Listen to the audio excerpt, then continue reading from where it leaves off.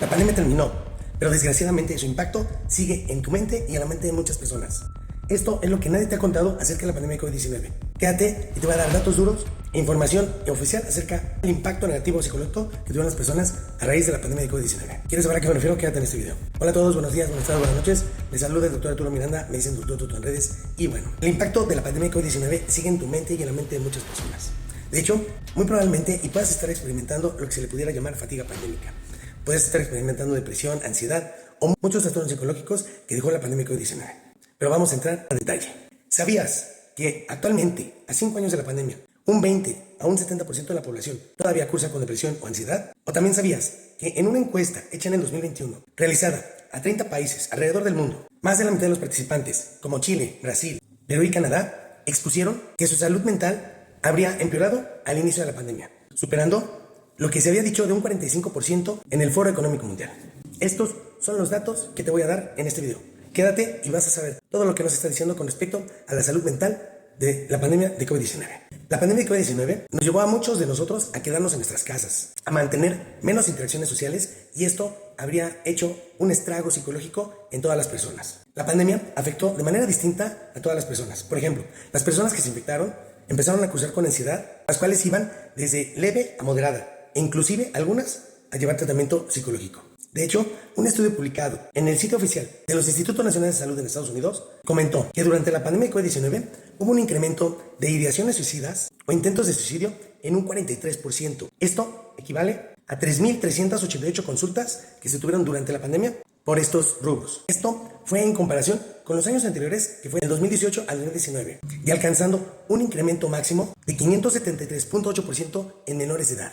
Desde el inicio de la pandemia de COVID-19, se realizaron varios estudios que han previsto un aumento en las tasas de suicidio derivado de la consecuencia socioeconómica por las diferentes restricciones, como ocurrió en los años 1918 y 1919 en la gripe española y en el 2003 en Hong Kong por el virus SARS. Sin embargo, paralelamente, ha habido estudios en Estados Unidos donde se describe una disminución global en las tasas de suicidio durante el confinamiento. Sin embargo, en este estudio hubo un incremento en las tasas de suicidio en determinadas clases sociales. Otros estudios detectan un incremento en las tasas de suicidio en relación con los problemas de adaptación, soledad y sobrecarga por tener que estar más tiempo en casa durante el confinamiento. En una publicación en una revista científica de Perú, comentó de que otro de los trastornos psicológicos que conllevó la pandemia de COVID-19 fue el miedo a contagiarse de COVID-19, ya que esto habían comentado los entrevistados que les habría generado temor el contagiarse y el no saber si iban a caer en un cuadro grave derivado de la enfermedad.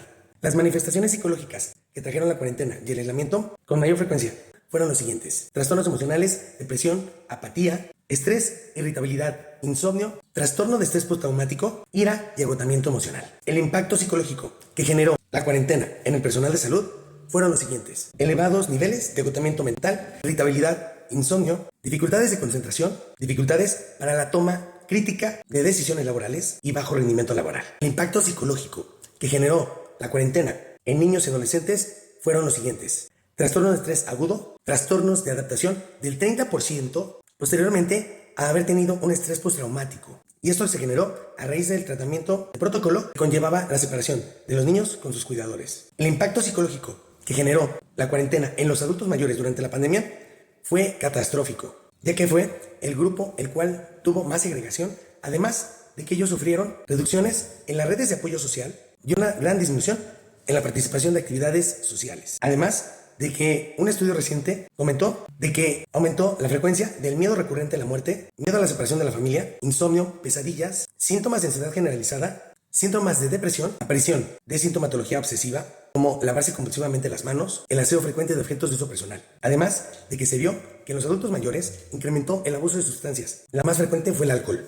Esto sin contar de que durante la pandemia, en el año 2021, 114 millones de niños aún no asistían a la escuela. Por lo tanto, no tenían interacción social con los demás niños, y esto incrementó más aún todavía el problema psicológico en ellos. Según la Organización Panamericana de la Salud, en 9 países de la región, el 27% de los jóvenes de 13 y 29 años reportaron el 15% del total de los encuestados haber padecido ansiedad. Esto fue certificado por la UNICEF.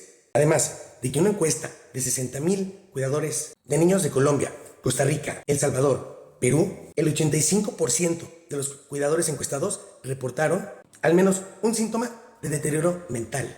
Y aproximadamente el 48% de los cuidadores reportaron tristeza, el 66% reportaron cansancio, el 60% reportó temor y el 59% reportó insomnio. Esto fue en un reporte del Banco Interamericano de Desarrollo.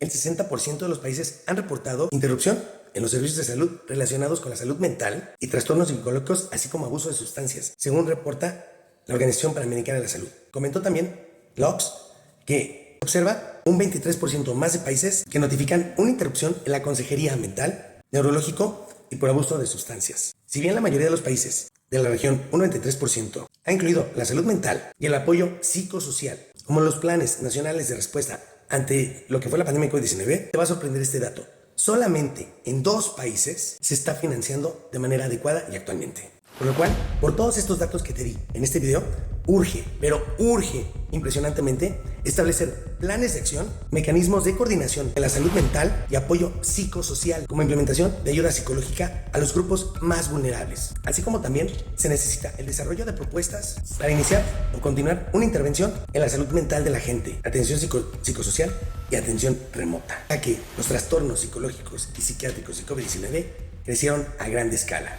Ahora, con todo lo que te dije y con la situación psicológica actual que tienen los países, tanto en América como a nivel mundial, ¿crees que estemos preparados para una próxima pandemia? No lo creo. No estamos preparados para una próxima pandemia. Y el tiempo corre, porque la pandemia se va a presentar. Urge hacer planes de acción para atender a estos grupos vulnerables. Ojalá y los gobiernos se pongan las pilas. Cuídense mucho.